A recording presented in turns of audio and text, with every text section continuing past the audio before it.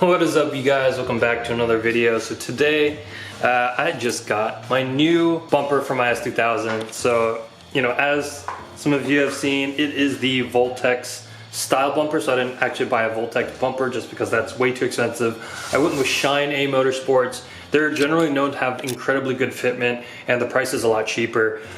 It's kind of at the point where a lot of people just consider Shine-a to be basically, I'm not really gonna say that. It's really just that people accept Shine-a as being a good part to buy just because the fitments are generally on point and you're generally not gonna have too many issues. So the one thing though is that today we are going to need to test fit the bumper, because before you get it painted you want to test fit it just in case it needs to be trimmed anywhere. You know, you don't want to basically paint a bumper that doesn't fit and then have to worry about trimming it and sanding it down and whatever after it's been painted, because that's just, it doesn't make any sense. And as much as I really wanted to avoid test fitting it just because I don't like working with my hands, because I always break something, I have to do it. I just have to, because if I spend the money to paint it and it doesn't fit, I'm gonna hate myself even more. So today what we're gonna do is we're gonna remove the front bumper of the S2000, but let me show you the new bumper first. So here it is. Shine-a Motorsports Voltex Style front bumper. I'm pretty excited. The cool thing is it actually came with mounting hardware, so happy about that. I don't have to bother going to Home Depot to buy, you know, hardware. Now the only thing is the holes that are already drilled here by my friend Tyrone, because this was his old lip. There are no holes drilled on the bottom of the bumper. I don't like drilling, so part of me is thinking I'm just going to get it painted and then I'll bring this to somebody that I trust to do the drilling for me. I'll probably bring it to Gary, honestly, and just have him mounted. Like, yes, I'm gonna have to, I'll pay like $100 for him to do it, but honestly, I would just rather it done correctly. I know if I do it, it's gonna mismatch somewhere, it's not gonna fit properly, I'm gonna get pissed off, and then it's like a waste of money. So I'm just gonna have somebody else do all the drilling for me. It'll look better. I know Gary will do a good job. I know I won't. So I'm not gonna trust myself with that. But anyways, let's get to the front bumper removal for the S2000. So I've looked up some guides, and apparently all you need 10mm socket and small Phillips. So I'm gonna bring my little seat over. No. Now, I pulled the car out. I'm doing it right here, just because the car is lowered, but I also didn't want to jack it up because I'm lazy. There you go. Alright, so what I'm going to do is I'm going to set you guys up with the tripod, because to be honest, this is not going to be a bumper removal tutorial. There's plenty of those already out on YouTube, so I'm not going to bore you guys with another one of those. Today we're just going to be removing it.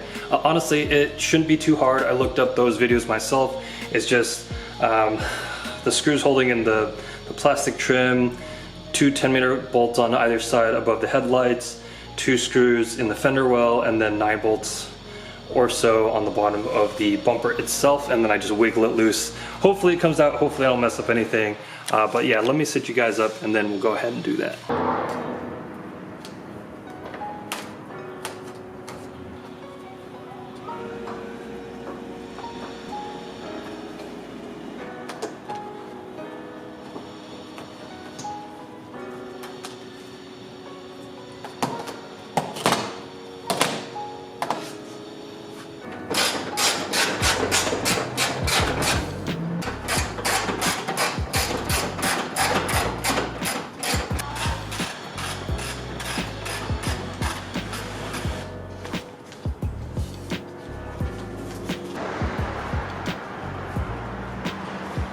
Okay, so in the process of taking out the front bumper, it looks like the previous owner actually probably had a different front bumper as well. And it looks like he actually lost the bolts, because part of the bumper was tied together with the zip ties, so I had to cut them off. It sucks that there's no bolts, but honestly, I can always get new ones from Honda. The thing about it though is I'm not too worried about it, just because the Voltex, actually I am kind of worried about it. I don't know how the Voltex lower bumper mounts to the stock one. So yeah, I don't know if I'm gonna need all 9 of those bolts, but whatever. Let's continue on with the removal.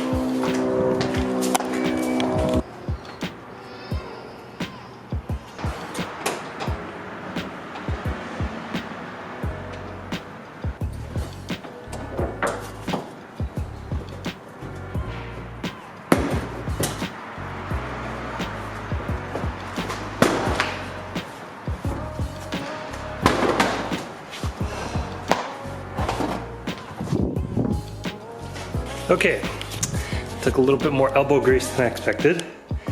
The tabs holding it to the sides are pretty snug, so like, I'm tired because honestly, I don't work out. I'm not fit, very much the opposite, but hey, whatever. So yeah, bumper's off. Doesn't seem like I broke any tabs or anything. So yeah, let's try and fit the new one on.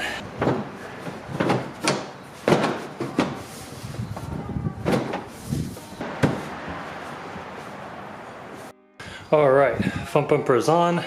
Looks like I had to take out the foam crash bar piece to make it fit a little bit better, but that's fine. Doesn't really do anything anyways. So let's take a look at the fitment. So it's not perfect, right? So this piece fits a bit weird here, right? This is not super flush. This could use some work here.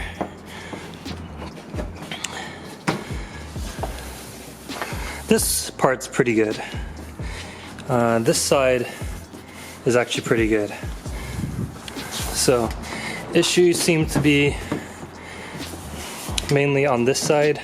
Now granted, I am also not good at this, so it's possible part of the fitment may be just me mounting it, but it seems like I got it in the right tabs. Left side fitment is a little questionable. This looks like it could be trimmed. Might need to bring this actually to a body shop first. That's the only problem. This side luckily looks okay, but this is definitely going to be an issue. That gap there, plus this is just not lined up very well. So yeah, it's not perfect. I mean, it's kind of what I expected. It's actually better than what I was actually kind of expecting, which is good. Definitely better than what I expected. I don't know. I'll have to check it out. It's possible maybe the person I bring it to, he can take care of it. Maybe just drop the car off with him or something like that. But yeah, guys, that's just me test fitting the bumper. It's not perfect, but it is still pretty decent. So hopefully I can get that left side fixed, or technically right side if you're the driver. But anyways, but yeah, so we'll see. If it gets fixed and then I get painted, I think it'll look really, really good. Even if it doesn't get fixed, that part will look kind of weird, but it's not going to be terrible. I can live with it, honestly, just because this is going to be my track car, so I don't expect it to be perfect. This is not like a show car or anything. All that stuff is I'm kind of going to say for the Supra. The Supra I want to look nice. I don't want that to look janky or ghetto or anything like that. This one will definitely have some janky parts, but again, this is more the track vehicle. But anyways, I'm going to figure out something to do with the left side. But yeah, guys, hope you guys enjoyed the video.